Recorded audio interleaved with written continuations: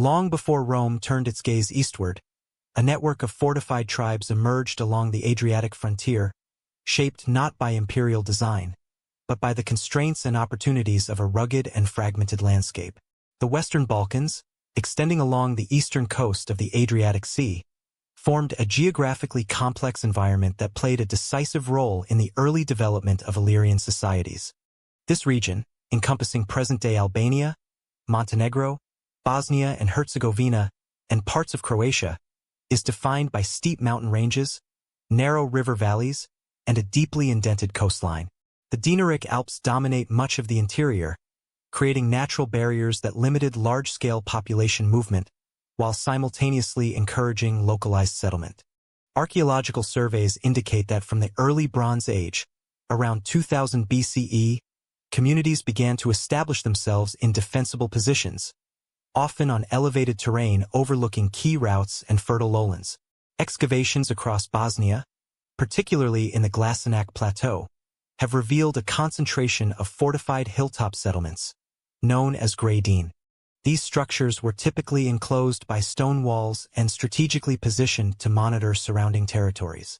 Archaeologists uncovered evidence of continuous occupation at many of these sites, suggesting long-term settlement stability. Associated burial mounds, or tumuli, contained grave goods such as bronze swords, spears, and ornamental items, indicating the presence of a warrior elite.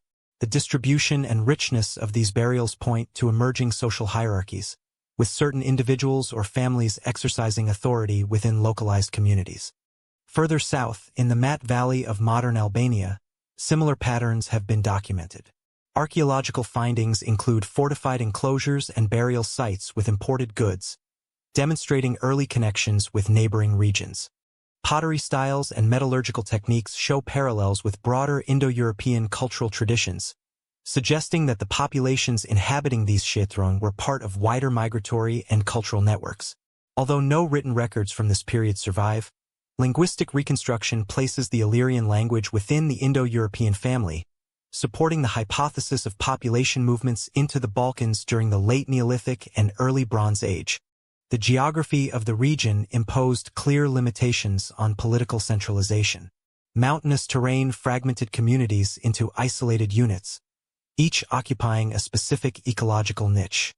River valleys such as the Drine and Neretva served as natural corridors, facilitating limited interaction between groups, but also reinforcing territorial boundaries. Coastal areas, particularly along the Adriatic, provided access to maritime resources and external trade, creating a distinction between inland and coastal populations.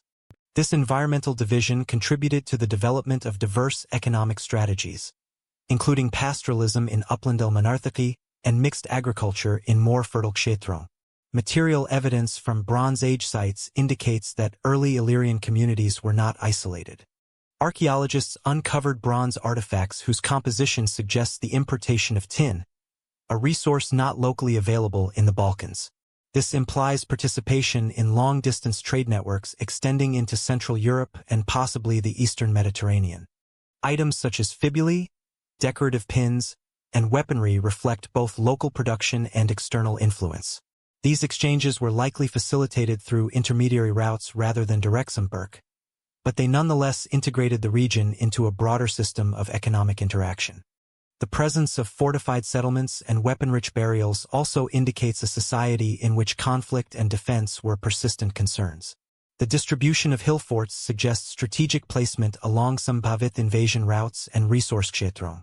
While large-scale warfare is not directly evidenced in this early period, the emphasis on fortification and armament points to frequent scale sangursh, possibly between neighboring communities competing for land, livestock, or trade access. This pattern aligns with the decentralized nature of the region, where authority was likely exercised at the level of clan or tribal netrithu rather than through centralized shasam structures. Archaeological stratigraphy from multiple sites demonstrates continuity rather than abrupt parivartan, indicating that these early communities adapted gradually to environmental and social pressures. Settlement expansion appears to have been incremental, with new sites emerging in response to population growth and resource demands. The absence of large urban centers suggests that social organization remained fundamentally rural and dispersed. The increasing complexity of burial practices and material culture reflects a society undergoing internal differentiation and specialization. By the Late Bronze Age, around 1200 BCE, the Western Balkans had developed a recognizable pattern of settlement and social organization that would persist into the early Iron Age.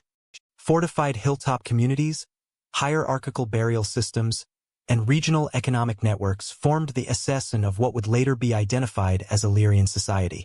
Although external influences continued to shape local development, the constraints imposed by geography ensured that political unity remained limited. Instead, the region evolved as a mosaic of interconnected but mustaqillan communities, each adapting to its immediate environment. As these early communities stabilized across the mountainous terrain and coastal corridors of the Western Balkans, patterns of settlement and social hierarchy became more defined, setting the stage for the emergence of distinct tribal identities across the region. By the early 1st millennium BCE, Illyria was no longer a scattered frontier, but a mosaic of distinct tribal powers. Between approximately 1600 BCE, the Western Balkans underwent a gradual but significant transformation in social and cultural organization. Archaeological and comparative evidence indicates that previously dispersed Bronze Age communities began consolidating into more clearly defined tribal groupings. These emerging identities were not unified under a central authority, but instead developed as regionally distinct societies shaped by geography, resource distribution, and patterns of interaction. Over time, groups later identified in classical sources, such as the Liburnians along the northern Adriatic coast, the Dalmati in the central regions, and the Talantii further south, began to occupy identifiable territories with consistent cultural characteristics. One of the most important archaeological frameworks for understanding this process is the Glasenac culture, centered in present-day Bosnia and Herzegovina.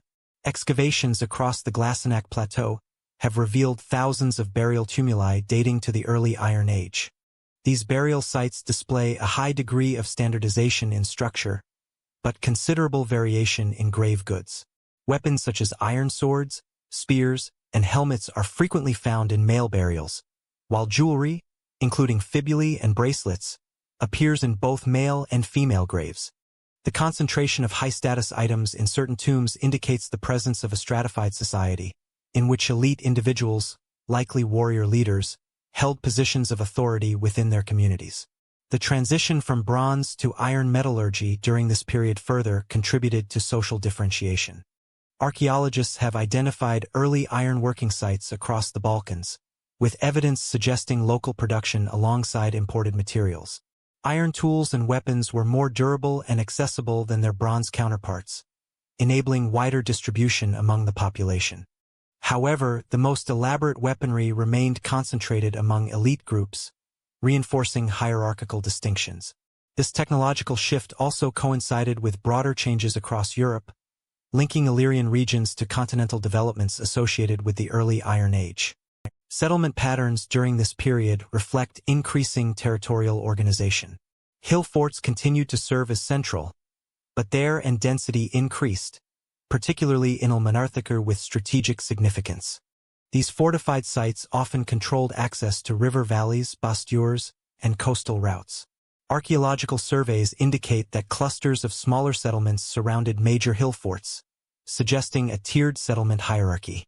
This structure implies a degree of Rajnitic coordination within tribal territories, even in the absence of formal Raja institutions. Leadership was likely exercised by chieftains, whose authority depended on control of resources, military capability, and kinship networks. Coastal regions developed along a different trajectory. The Liburnians, for example, are associated with advanced maritime practices that became increasingly prominent during this period. Archaeological findings, including ship remains and coastal fortifications, indicate that these communities engaged in regular navigation along the Adriatic. Their facilitated interaction with Italic and Greek populations across the Bahri, leading to the exchange of goods and cultural practices. Pottery styles recovered from coastal sites often show clear external influence, including shapes and decorative motifs linked to Greek traditions. These interactions contributed to the emergence of distinct coastal identities, differentiated from inland groups by both economic orientation and cultural expression. Inland tribes, by contrast, maintained economies based primarily on pastoralism and localized agriculture. The mountainous terrain limited large-scale farming, encouraging seasonal movement of livestock and reliance on mixed subsistence strategies. Archaeobotanical evidence from settlement layers suggests cultivation of grains such as barley and wheat, though in smaller quantities compared to Mediterranean regions. Trade networks existed but were more mahduden in scope, often centered on the exchange of raw materials, livestock, and crafted goods between neighboring communities. This economic structure reinforced local autonomy and reduced dependence on external systems. Classical sources, written centuries later by Greek historians, provide additional but complex insights into Illyrian tribal identity. Authors such as Herodotus and later writers describe Illyrian groups as warlike, independent, and resistant to external assaithara. However, these accounts must be approached with caution, as they reflect external perspectives shaped by cultural bias and limited direct knowledge. While they may preserve elements of historical background, they also tend to generalize diverse groups under a single label. Archaeological evidence suggests that Illyrian societies were highly varied, with significant differences in material culture, settlement organization, and economic practices across regions. Material exchanges with neighboring cultures intensified during this period, particularly with Thracian groups to the east and Greek colonies along the coast. Archaeologists uncovered imported items such as Greek ceramics, bronze vessels, and ornamental goods in Illyrian contexts. These vastue were often found in elite burials, indicating their role as status symbols. At the same time, locally produced goods began to incorporate external stylistic elements, resulting in hybrid forms that reflect cultural sampark without full assimilation. This process demonstrates that Illyrian societies were not isolated but actively engaged in networks of exchange and influence. Despite these developments, political fragmentation remained a defining characteristic. No evidence suggests the existence of a unified Illyrian Rajya during this period. Instead, the region functioned as a constellation of tribal territories, each governed by its own structures. Alliances may have formed temporarily, particularly in response to external threats or economic affairs, but these were likely fluid and lived. The absence of centralized authority limited the capacity for large-scale coordination but also reduced vulnerability to external domination, as no single satta could be easily targeted or subdued. By the end of the 7th century BCE, Illyrian societies had established enduring patterns of tribal identity, territorial organization, and cultural differentiation. These structures were shaped by a combination of environmental constraints, technological parivartan, and increasing sampark with neighboring regions. The natija was a decentralized but resilient system, in which local autonomy coexisted with broader cultural connections. As these tribal systems matured and interactions between groups became more complex, new forms of leadership and political organization began to emerge across the Illyrian world. As Greek colonies appeared along the coast, Illyrian leaders began adapting to a changing political landscape. By the 6th century BCE, the political organization of Illyrian societies began to show signs of transformation, particularly in regions exposed to sustained external interaction. While earlier structures had been dominated by loosely organized tribal, archaeological and textual evidence indicates the emergence of more centralized netritha in certain kshetram. This process did not result in fully developed states but instead produced what can be described as proto-kingdoms, political entities that extended authority over multiple tribes while remaining dependent on personal leadership and skerel kuwa. The Adriatic coastline played a central role in this development. Greek colonization, which intensified during the Archaic period, introduced new Arctic systems and political frameworks into the region. Settlements such as Epidamnos, founded in the late 7th century BCE on the site of modern Durrës, became important trackason of trade and cultural exchange. According to Greek historical accounts, these colonies maintained structured forms of governance, including councils and magistracies, which contrasted sharply with the decentralized systems of the Illyrian interior. The presence of such organized communities created both pressure and opportunity for nearby Illyrian groups. Archaeological findings from coastal zones suggest that Illyrian leaders began to consolidate control over trade routes connecting inland Monarthica with maritime markets. Excavations have revealed increased concentrations of imported goods, including Greek ceramics, metalwork, and luxury items, within specific settlements. These materials are often associated with elite, indicating that access to external trade became a key route of wealth and authority. Control over coastal Samperk points allowed certain Atao to accumulate resources beyond the capacity of individual tribes, thereby enhancing their influence over neighboring groups. Greek sources from later periods reference Illyrian rulers who exercised authority beyond a single tribe. While these accounts are limited and often retrospective, they suggest that leadership titles resembling kingship had begun to emerge by this time. These early rulers did not preside over unified rajon in the conventional sense. Rather, their power depended on alliances, success, and the ability to distribute resources. Authority was therefore vektigat and situational, reinforced through kinship ties and the loyalty of subordinate rather than through formal institutions. Archaeological evidence supports this interpretation. Settlement hierarchies became more pronounced during this period, with larger fortified centers functioning as focal points of regional.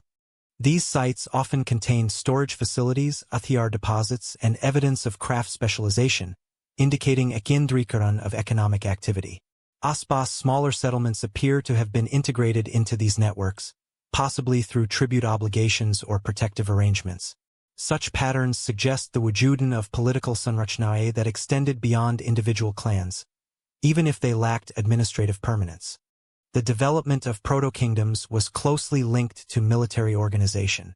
Control over territory and trade required the ability to mobilize armed forces, and evidence to Shiru ila increasing standardization of weaponry during this period. Iron swords, spears, and equipment have been recovered from both settlements and burial contexts. The presence of such items in elite graves reinforces the association between capability and leadership status. Warfare, whether defensive or expansionary, provided a means for leaders to assert dominance and secure sansadhan, further consolidating their position. Despite these trends toward centralization, political unity remained limited.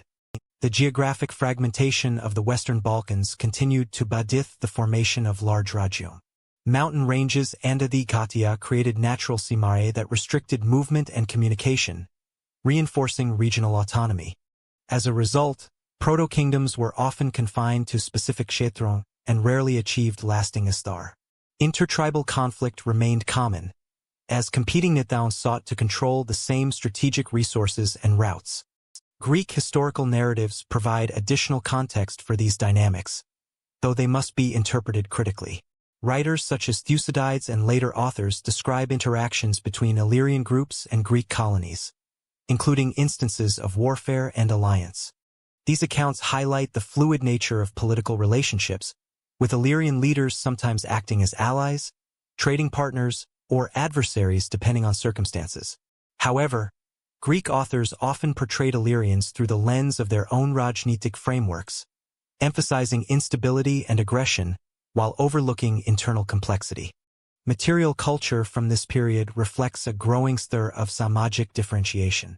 Archaeologists have identified variations in housing structures, burial practices, and artifact distribution that tashiru ila the wujudan of distinct social classes. Elite residences tend to be larger and more fortified, while common dwellings remain relatively simple. Burial goods continue to serve as indicators of status, with high-ranking individuals receiving more elaborate interments. These patterns suggest that emerging political structures were accompanied by increasing inequality, as leaders consolidated both economic and symbolic power. Trade networks expanded further during the 5th century BCE, linking Illyrian regions more closely with the wider Mediterranean world. Vastues such as wine amphorae, fine pottery, and Italich's goods have been discovered in inland sites, demonstrating the penetration of external influences beyond the coast. This expansion likely required coordinated efforts to maintain Urakshit routes, reinforcing the role of centralized leadership in facilitating exchange. At the same time, exposure to foreign systems may have encouraged Illyrian Atao to adopt new strategies of shasan and organization, even if these adaptations remained partial. The emergence of proto-kingdoms did not eliminate the ahemiyah of tribal identity. Instead, these two forms of organization coexisted, with leaders drawing legitimacy from both broader authority and traditional affiliations. Tribal structures continued to shape samájic relations and their recruitment and resource vittern. This dual anadhami allowed for flexibility but also contributed to instability, as loyalties could shift between competing leaders and stania samuho. By the end of the 5th century BCE, Illyrian political organization had reached a marhalah characterized by partial centralization without full rajya formation. Leaders exercised influence over multiple tribes, controlled Kiartik Sansadhan, and engaged in regional rajniti, yet their authority remained dependent on personal shakti and shifting alliances. The netijah was a rajnitic landscape marked by both integration and fragmentation, in which proto-kingdoms coexisted with persistent tribal autonomy. With these evolving political structures shaping authority and interaction across the region, Illyrian cultural and religious systems also became more defined within this changing amajic framework. In the absence of written texts, the Illyrians left their beliefs encoded in stone, metal, and burial rites. The religious and cultural systems of Illyrian societies between 600 and 300 BCE must be reconstructed primarily through archaeological evidence and indirect references from later classical authors. Unlike the Greeks or Romans, the Illyrians did not leave behind written religious texts or inscriptions that clearly define their belief structures. As a result, material culture, particularly burial practices, ritual objects, and symbolic artifacts, serves as the primary source for understanding their worldview. These findings indicate a complex and regionally varied set of beliefs rooted in ancestor veneration, natural forces, and social hierarchy. Burial customs provide the most consistent and informative evidence. Across the Western Balkans, tumuli, earthen or stone burial mounds, continued to serve as central features of Illyrian mortuary practice. Archaeologists have documented thousands of such structures, particularly in regions like the Glasenac Plateau and northern Albania. These tumuli often contained single or multiple burials, with the positioned alongside grave goods that varied according to status. Weapons, including swords, spears, and shields, are frequently found in male graves, while jewelry such as fibulae, necklaces, and bracelets appear in both male and female burials. The inclusion of these items suggests a belief in an afterlife where social identity and dhumika persisted beyond death. The sanrachna and placement of tumuli also indicate the importance of lineage and ancestral memory. Many burial mounds were reused over generations, with new interments added to existing structures.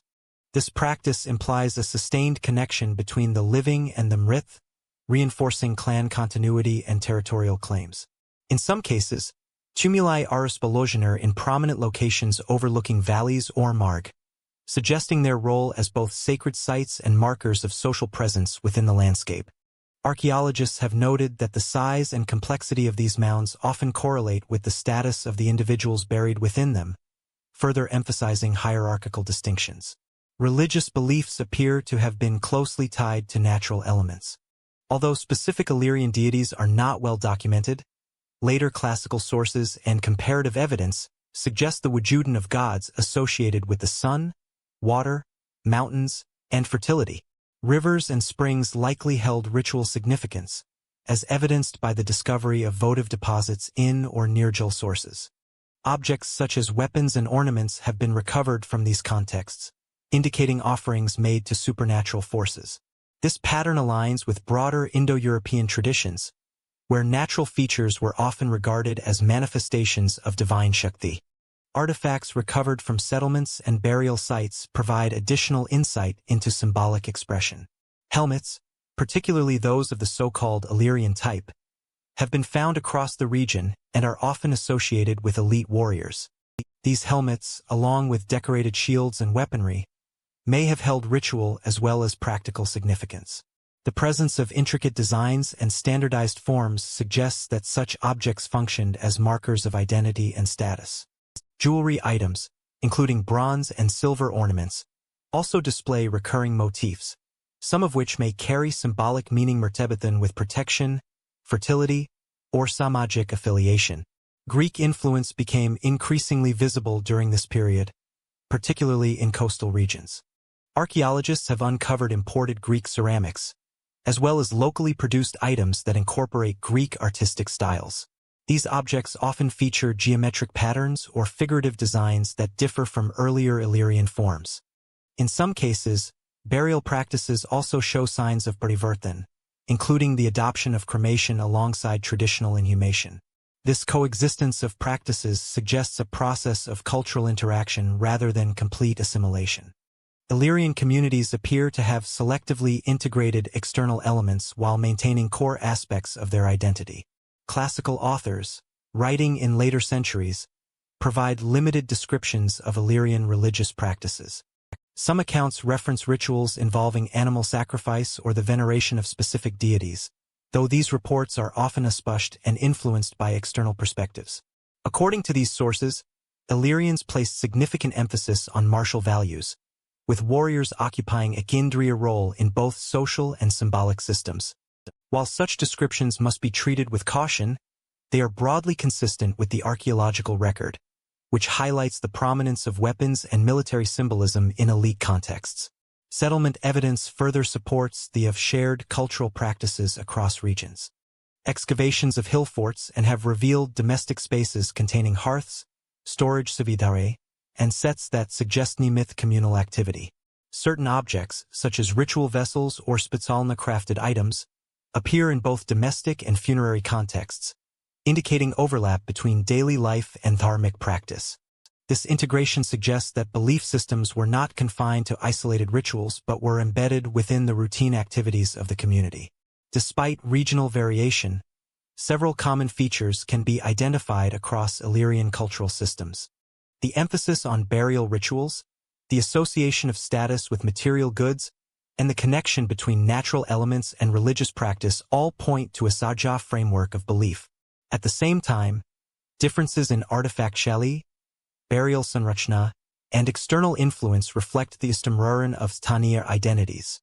This combination of saja and distinct elements contributed to a broader Illyrian cultural sphere without eliminating tribal diversity. The persistence of these practices over several centuries indicates a stable yet adaptable cultural pranali.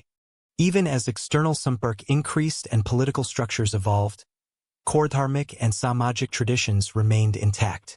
Archaeological continuity in burial forms and artifact types suggests that these systems were deeply embedded within community structures and resistant to rapid parivartan. This tirtha provided adhar for social cohesion, reinforcing group identity in a region characterized by Rajnitic fragmentation.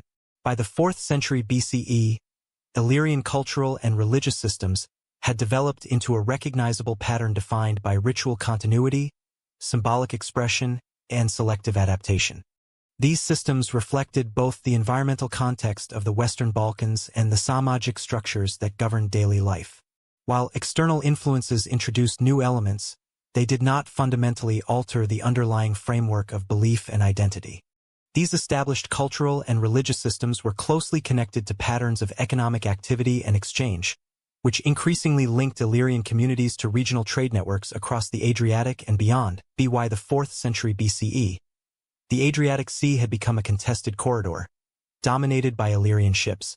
Between 500 and 250 BCE, the economic systems of Illyrian societies underwent a significant transformation, particularly along the Adriatic coastline.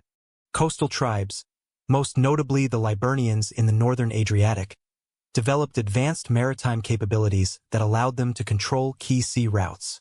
This niantran was not limited to navigation and trade but extended to the interception of traffic, creating a dual iktisadu based on both legitimate exchange and organized raiding. The geographic configuration of the Adriatic, narrow, elongated, and bordered by rugged coastlines, favored such gatavidya, as it provided numerous Thurakshith harbors, Grutri inlets, and Dunnitik Nakarthan for ambush. Archaeological evidence supports the Avarazvit maritime culture. Excavations along the eastern Adriatic coast have uncovered remains of shipbuilding gatividya, including Lakri Sanrachnai and Edawatan associated with naval construction. The so-called Liburnian ships, later referenced by Roman authors, were characterized by their hulka design and gati, making them well-suited for both trade and umla. Coastal settlements often featured fortifications positioned to oversee maritime routes, indicating an organized effort to monitor and potentially control sea traffic. These installations suggest that maritime activity was not sluchic but systematically integrated into the economic and defensive structures of Illyrian communities. Trade formed a central component of this maritime economy. Illyrian regions exported raw materials such as timber, metals, and livestock, which were in demand across the Mediterranean. Archaeologists have identified deposits of iron and copper in the Balkans, and isotopic analysis of metal artifacts found in Greek contexts indicates that some of these resources originated from Illyrian territories. In return, imported goods, including fine pottery, wine amphorae, and luxury items, have been discovered in coastal and inland settlements. These usthuae often appear in elite contexts, suggesting that control over trade routes contributed directly to social stratification and the accumulation of wealth. However, alongside legitimate commerce, piracy emerged as a defining feature of Illyrian economic activity. Greek sources from the classical period frequently describe raids on merchant vessels operating in the Adriatic. According to these accounts, Illyrian ships targeted Dargover routes connecting Greek colonies in southern Italy with the Aegean world. While such descriptions must be critically assessed for bias, they are corroborated by the Yapuk fortification of coastal sites and the assemblages associated with maritime communities. Piracy was not merely opportunistic but appears to have been an organized practice, likely coordinated by local leaders who benefited from the distribution of captured goods. The economic logic of piracy can be understood within the broader context of Illyrian social organization. In a decentralized Rajnitic environment, where authority was distributed among tribal Nathao, control over resources was essential for maintaining power. Maritime raiding provided a means of acquiring wealth without reliance on agricultural utpadan or steer trade agreements. Captured goods could be redistributed among followers, reinforcing loyalty and samajik hierarchy. In some cases, it is likely that captured individuals were also integrated into local economies as labor or exchanged through regional networks, though direct evidence for this practice remains limited. Greek and later Roman narratives often portray Illyrian piracy as indiscriminate and destabilizing. However, these accounts reflect the perspective of Vyapari societies whose economic interests were threatened by such gatividya. From the Illyrian standpoint, maritime raiding may have functioned as a regulated and accepted component of economic strategy. The chain of targets, the timing of raids, and the raksha of Staniya waters suggest a mustawa of Sangatan that goes beyond random hinsa. This interpretation is supported by the istimraran of such practices over several centuries, indicating institutional svikarita within Illyrian Samaj. Coastal geography played a nirnayak role in facilitating these activities. The eastern Adriatic shoreline is characterized by numerous islands, peninsulas, and narrow channels, creating a complex navigational environment. This terrain favored smaller, faster vessels capable of maneuvering through confined waters. Illyrian jahaj, as described in later sources, were well adapted to these conditions. Archaeological surveys of island sites have identified temporary settlements and lookout points, which may have been used to track passing ships or coordinate maritime operations. These findings tashiru ila a network of interconnected mawaka supporting both trade and raiding. Inland communities also participated indirectly in this maritime economy. Trade routes extending from the coast into the interior allowed for the distribution of imported goods and the movement of local resources ports. River systems such as the Neretva and Drine served as conduits for this exchange, linking coastal gatividya with inland utpadan. Archaeological evidence from inland settlements includes imported ceramics and metal vasthuae, demonstrating the penetration of maritime trade networks into Manarthaka beyond the immediate Asahelu. This integration suggests that the benefits of maritime activity were not confined to coastal tribes but influenced broader regional dynamics. The combination of trade and piracy contributed to the emergence of economically shaktishali coastal polities. Leaders who controlled pramukh ports and shipping routes were able to accumulate significant sansadan, which in turn supported larger Sena forces and more stir political structures. This prakriya reinforced the trend toward proto-kingdom formation observed in earlier periods, as economic shakti translated into Rajnitic influence. At the same time, competition over lucrative routes and resources intensified conflicts rival groups, both within Illyria and with Khairija powers. By the mid-3rd century BCE, Illyrian control over segments of the Adriatic had become a matter of concern for neighboring regions, particularly those dependent on Urukshith maritime trade. The istimraran of raiding activities, combined with the strategic of the region, drew increasing attention from larger Rajnitic entities. The Adriatic was no longer a peripheral zone but a contested space where economic and Sana interests intersected. This maritime dominance, built on the combined Alkuwa of trade and piracy, would soon bring Illyrian Alkuwa into direct confrontation with an expanding power across the sea Rome. Illyrian power was not built on cities, but on ships, raids, and shifting alliances. Between 400 and 230 BCE, Illyrian societies developed distinctive military systems that reflected both their geography and socio-political organization. Unlike the centralized armies of contemporary Mediterranean states, Illyrian forces were decentralized, flexible, and tailored to the region's mountainous interior and complex coastline. Tribal armies primarily consisted of infantry, often lightly armed but highly mobile, supported by naval units capable of fast strikes along the Adriatic. This combination of land and maritime capabilities allowed Illyrian leaders to project power across valleys, river systems, and coastal zones, despite the absence of permanent fortifications or extensive infrastructure. The culture of raiding was central to Illyrian warfare. Seasonal or targeted raids on neighboring tribes and foreign settlements served multiple functions: acquiring resources, demonstrating martial prowess, and consolidating elite authority. Archaeological evidence, including weapon assemblages and fortified hilltop settlements, indicates that these raids were not sporadic but organized operations requiring logistical planning and coordination. Hill forts often functioned as command centers, storing weapons, coordinating troop movements, and serving as refuges during counterattacks. Naval operations became increasingly important during this period, especially for coastal tribes such as the Liburnians. Their ships, described in later Roman sources, were light, fast, and maneuverable, optimized for hit-and-run attacks against merchant convoys and rival settlements. Control over Adriatic routes allowed Illyrian leaders not only to conduct raids, but also to regulate maritime trade, imposing tolls or extracting tribute from foreign traders. This integration of naval power with economic control reinforced both political influence and social hierarchy within the tribal system. Military expansion occurred through a combination of conquest and alliance. Leaders such as King Agron of the Rdei, documented by Greek sources in the 3rd century BCE, exemplify this trend. Agron extended influence along the central and southern Adriatic coast, consolidating multiple tribes under his authority. Archaeological findings from sites associated with his rule, including fortified settlements and coastal outposts, suggest that military organization supported territorial expansion and the establishment of client relationships with subordinate communities. Warfare, therefore, functioned not only as a means of acquiring immediate resources but also as a tool for broader political consolidation. Greek cities and neighboring tribes frequently clashed with Illyrian forces during this period. Epigraphic and historical records describe confrontations over trade routes, territorial disputes, and maritime control.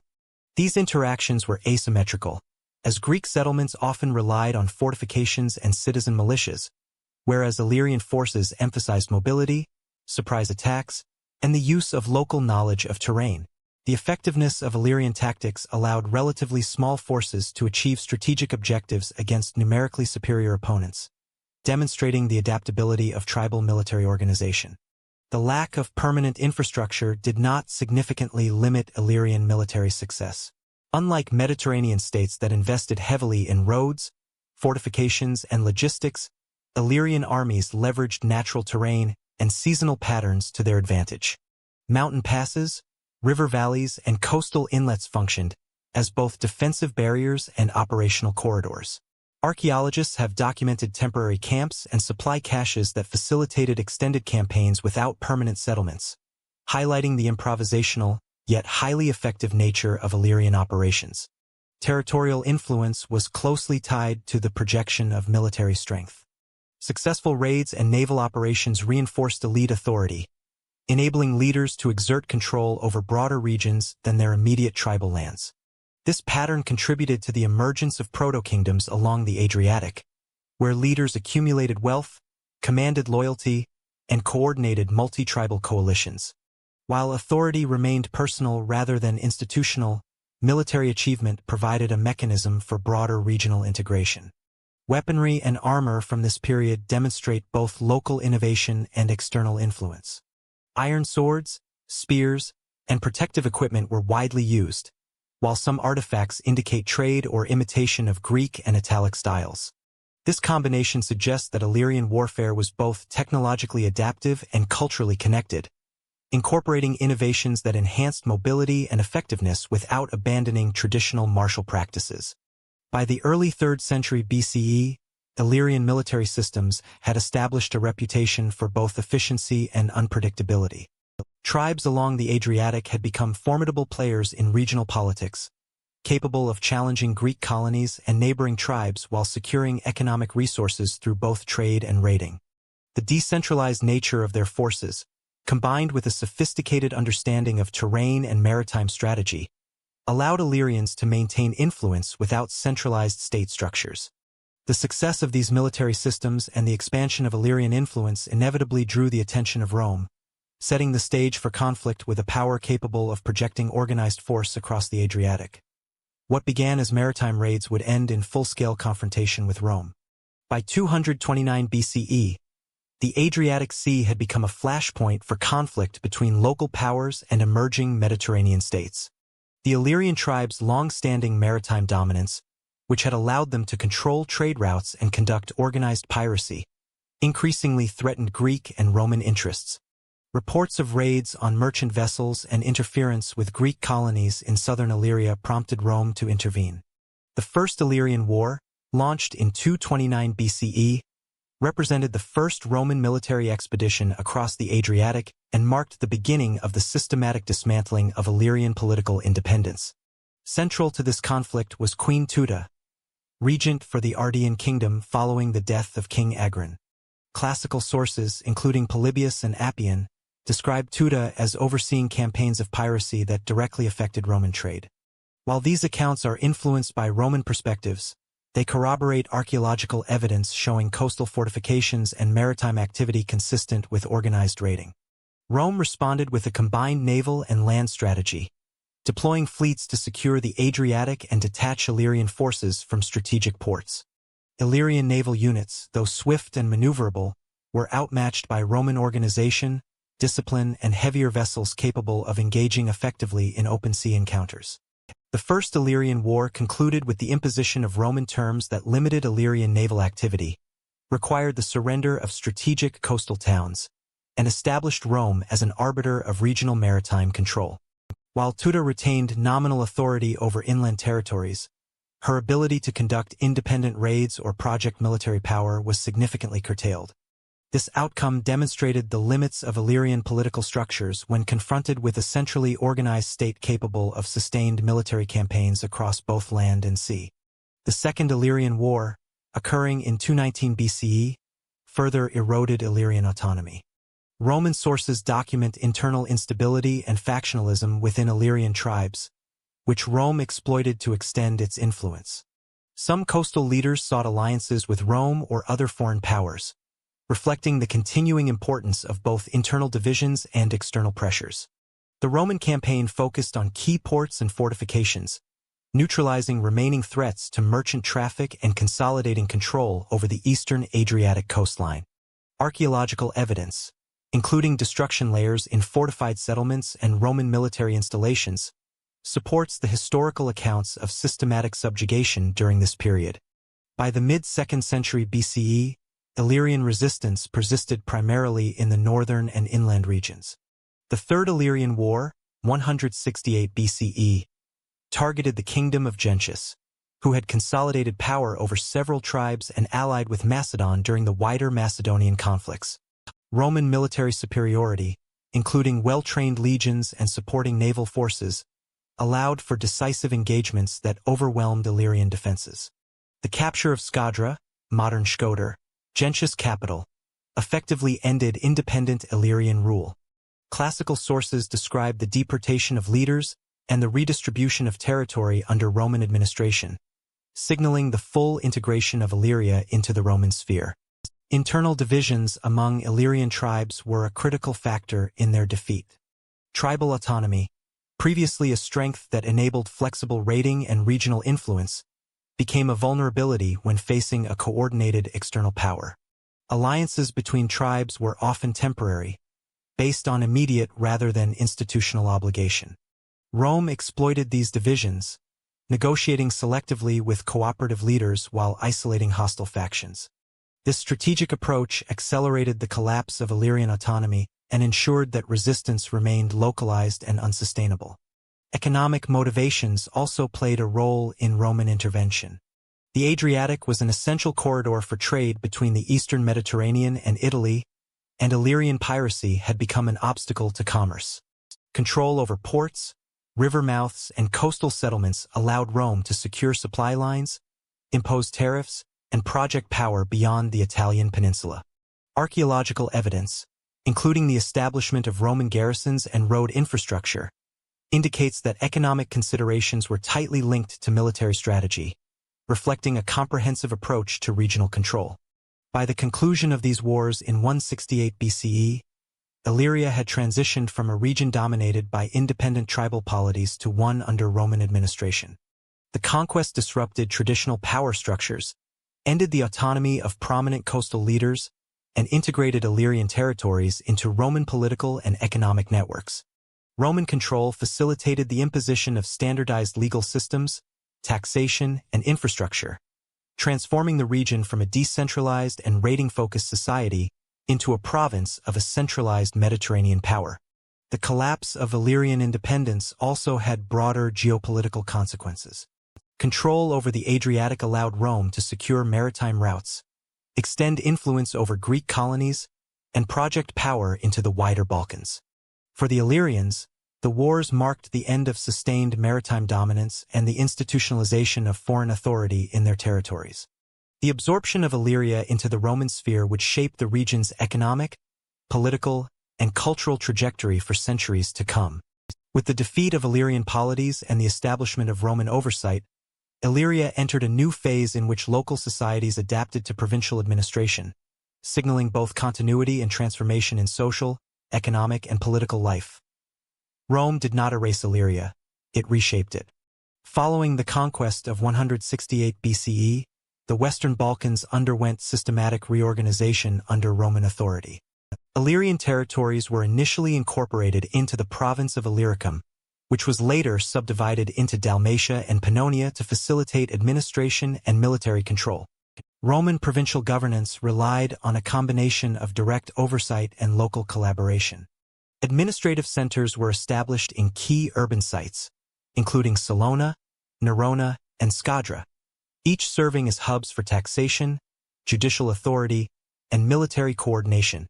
Roads and infrastructure linked these centers, enabling the efficient movement of troops, goods, and official communication throughout the region.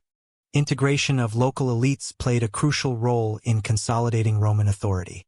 Prominent Illyrian families were co-opted into administrative and military roles, often granted Roman citizenship and land in exchange for loyalty. This strategy allowed Rome to maintain social stability while extending its legal and political systems into previously autonomous territories. Archaeological evidence, including inscriptions and funerary monuments, demonstrates the gradual adoption of Roman titulature, civic offices, and material culture among local elites. Latin became the official language of governance, legal documentation, and commerce, although Illyrian languages persisted in rural and less integrated areas. The imposition of Roman urban planning significantly transformed settlement patterns. Previously scattered hilltop communities were supplemented or replaced by planned towns featuring forums, basilicas, temples, and amphitheaters. Roman engineering techniques facilitated the construction of aqueducts, bridges, and roads, improving connectivity between inland areas and the Adriatic coast. This infrastructure supported trade, administrative efficiency, and military logistics, while simultaneously serving as a tool for cultural integration. The adoption of Roman architectural styles and public spaces contributed to the gradual acculturation of Illyrian populations within the imperial framework. Military recruitment became a defining feature of Roman integration. Illyrian men, noted for their martial tradition and physical capability, were enlisted into legions and auxiliary units deployed across the empire.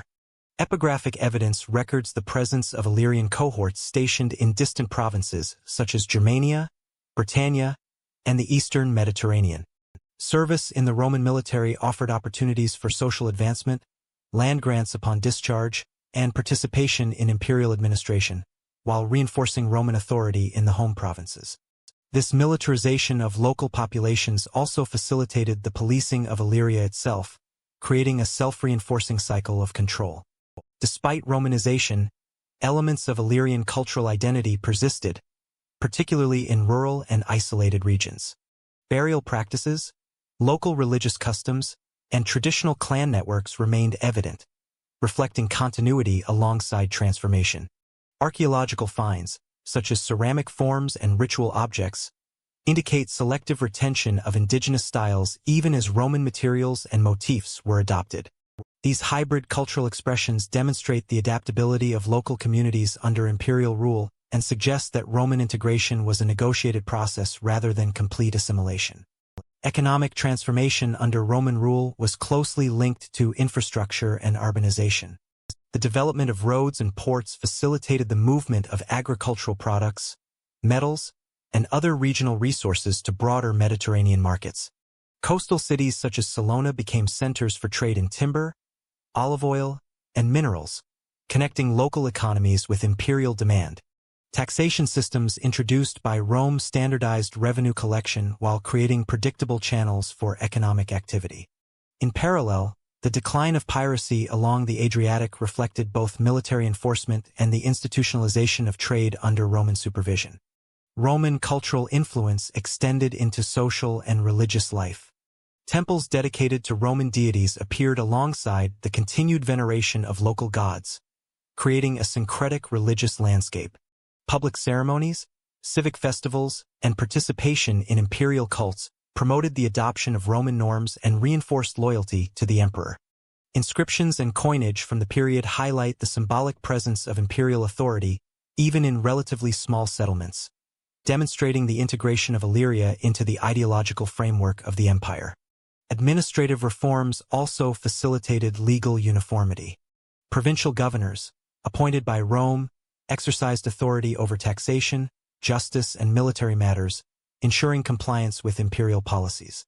Local councils, composed of Romanized elites, handled municipal concerns, bridging the gap between centralized authority and community-level governance.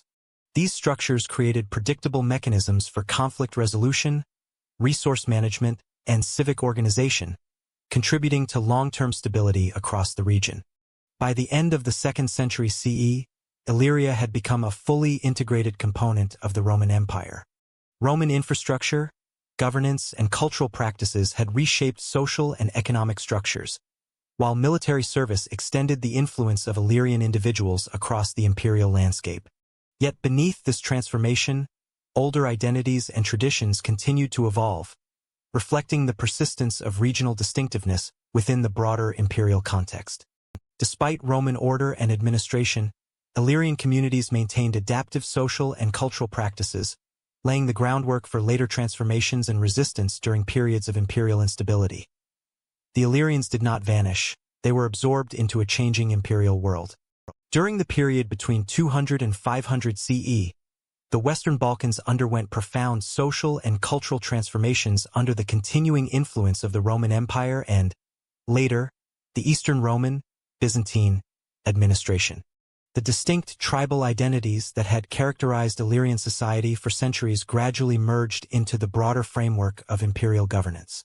Latin remained the dominant administrative and literary language, while the adoption of Christianity, particularly after the 4th century CE, further integrated local populations into shared religious and cultural practices. Tribal structures, once central to political and military organization, largely dissolved, replaced by municipal and provincial institutions aligned with imperial authority. Archaeological evidence supports a gradual process of assimilation rather than abrupt displacement.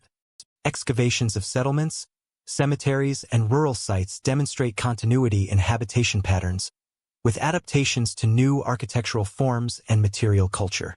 Roman-style villas, churches, and fortified towns appear alongside the remnants of older Illyrian settlements, reflecting both the persistence of local practices and the influence of imperial norms. Funerary practices indicate a transition from traditional tumuli and clan-based burials toward Christianized cemeteries, further illustrating the integration of local populations into broader religious and cultural frameworks. Economically, the region remained strategically important. Coastal towns and river valleys continued to facilitate trade, connecting the Balkans with Mediterranean markets and supporting imperial provisioning. Control over these areas allowed successive Roman and Byzantine administrations to maintain military and logistical networks. Illyrian origin soldiers, long recruited into the Roman army, continued to play significant roles in defense and governance, producing notable figures who rose to the imperial office. This military integration ensured that Illyrian-descended communities remained influential even as their distinct ethnic identity diminished. The process of cultural assimilation was accelerated by administrative restructuring. Provinces such as Dalmatia, Pannonia, and Moesia were increasingly governed through standardized legal and fiscal systems. Local elites, once tribal leaders or chieftains, were incorporated into municipal councils or appointed to imperial offices, adopting Roman dress, titles, and civic responsibilities. Inscriptions and official documents from the period reflect the gradual disappearance of indigenous names and titles, replaced by Latinized forms. This transformation indicates a deliberate integration strategy designed to unify diverse populations under imperial oversight. Religious change also played a critical role in cultural assimilation. The spread of Christianity transformed local rituals, sacred spaces, and communal life. Churches were established in key towns, and local leaders often participated in ecclesiastical governance, further embedding the population within the broader religious framework of the empire. Archaeological finds, including basilicas, liturgical objects, and burial practices aligned with Christian norms, indicate that religious transformation accompanied social and political integration, reinforcing a shared imperial identity. Despite this absorption, some elements of Illyrian heritage persisted in subtle ways. Certain rural communities retained localized customs, agricultural practices, and material forms that reflected earlier Illyrian traditions. Place names, toponyms, and certain linguistic traces occasionally survived in peripheral areas, indicating that assimilation occurred unevenly across the region. These remnants suggest that while the Illyrians were largely integrated into Roman and Byzantine structures, cultural continuity persisted at the local level. The dissolution of tribal structures also had implications for regional stability. Formerly autonomous groups were now subject to imperial taxation, military levies, and centralized justice, reducing the capacity for independent action. However, the incorporation into larger political frameworks provided security and facilitated economic and social continuity. The balance between loss of autonomy and integration into an expansive administrative system reflects the pragmatic adaptations of local populations during late antiquity. By the 5th century CE, the Illyrians were fully absorbed into the cultural, political, and military systems of the empire. Tribal identities had faded from the historical record, yet the region continued to produce influential figures, particularly in the military and administrative spheres.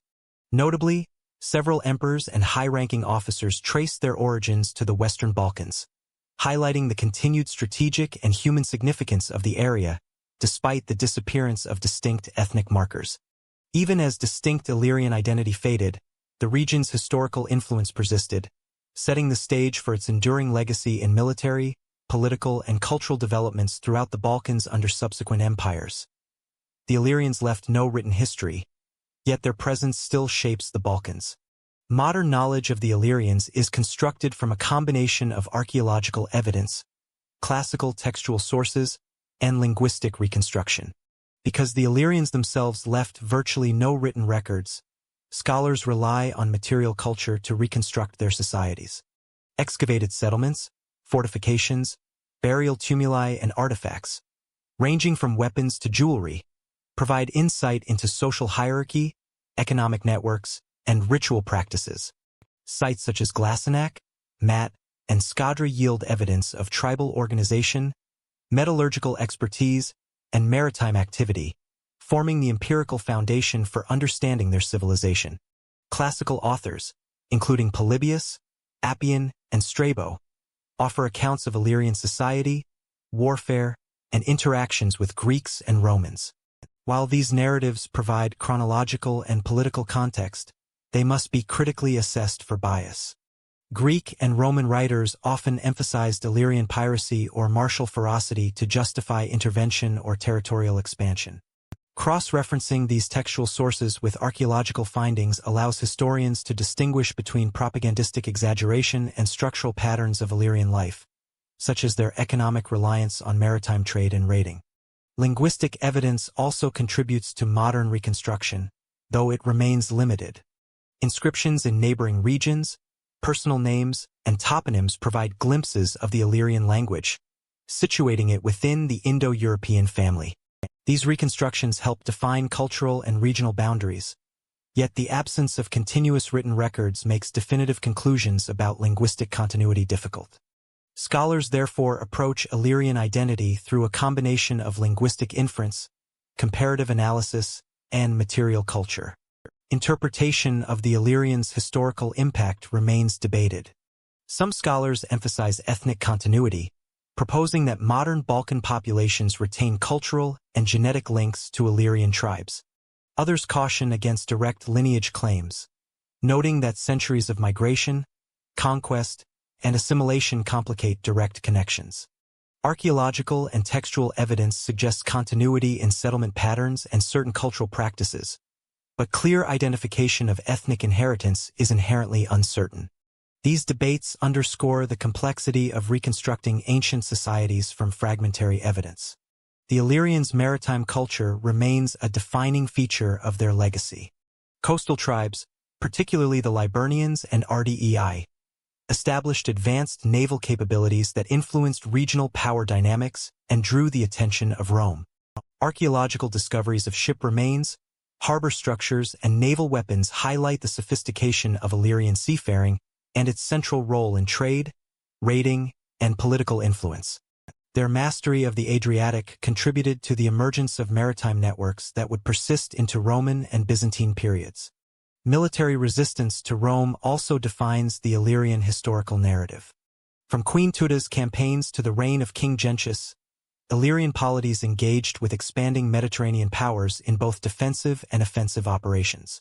The Illyrian Wars illustrate the strategic and organizational capacities of tribal coalitions, while also demonstrating the limitations of decentralized authority when confronted by a centralized empire. Archaeological and textual evidence together document the gradual erosion of independence and the eventual incorporation into Roman provincial structures. Modern historiography also reflects evolving approaches to Illyrian studies. Earlier scholarship often romanticized their martial or barbarian character, emphasizing conflict with Rome as a defining trait. Contemporary research prioritizes nuanced analysis, integrating economic, social, and cultural dimensions.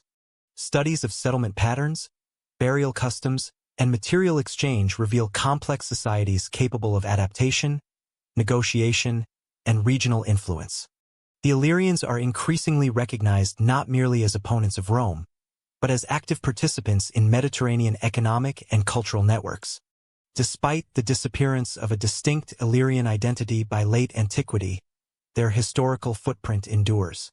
Archaeological continuity demonstrates long-term habitation, technological adaptation, and integration into successive empires.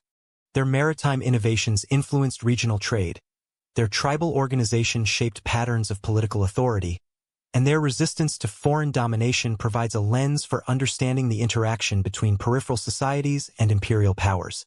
These elements collectively contribute to the broader history of the Adriatic and Balkan region. The study of the Illyrians also highlights the methodological challenges of reconstructing ancient societies with limited direct evidence. Reliance on material culture, external texts, and linguistic inference requires careful interpretation, contextualization, and cross-disciplinary analysis. Scholars must balance classical accounts with archaeological data, distinguishing between bias, exaggeration, and structural patterns. This approach not only illuminates Illyrian civilization but also exemplifies broader principles of historical reconstruction in regions with fragmentary documentation. In summary, the Illyrians' legacy is multidimensional. Their maritime economy, raiding and military culture, and eventual integration into Roman structures illustrate the dynamic interaction between local societies and imperial powers. Archaeology, historiography, and linguistic study together provide the framework for understanding their evolution, influence, and ultimate assimilation. While their distinct identity faded, their role in shaping the Western Balkans, Adriatic trade networks, and military traditions endures in historical memory and scholarly inquiry. This concludes the full chronological arc of Illyrian civilization, from early settlement and tribal formation to conquest, integration, and lasting historical influence. If you found this journey through Illyrian history insightful, subscribe to our channel for more academically grounded documentaries on ancient civilizations and empires. Hit the notification bell to stay updated on our latest deep dive episodes, and consider liking or sharing this video to support evidence-based historical storytelling. For those who want to explore further, check the description for sources, timestamps, and additional reading, perfect for viewers who love history in rich chronological detail.